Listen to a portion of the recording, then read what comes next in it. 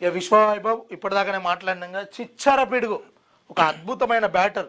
అంటే దేశంలో మన భారతదేశానికి సంబంధించి ఒకరినొకరు కొత్తగా పుడతా ఉంటారు. సచిన్ను మరిపించేలాగా విరాట్ కోహ్లీని మరిపించేలాగా ఇంకో ధోని తర్వాత ఇట్లా ఇట్లా ఇట్లా అందరు చెప్పుకుంటూ పోతే అందరూ ఎంత మంచిగా ఆడిరో అందరిలో కల్లా ఇంకోళ్ళు పుడుతూనే ఉంటారు.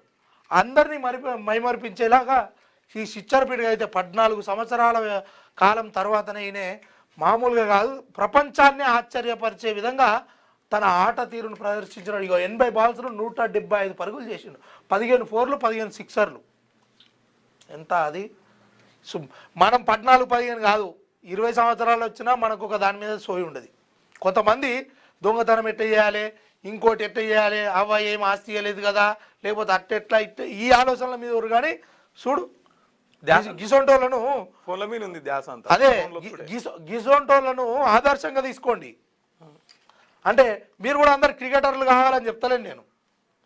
మీకు తోచిన పని నైపుణ్యత మరి అందులో చూపించారు అయ్యా.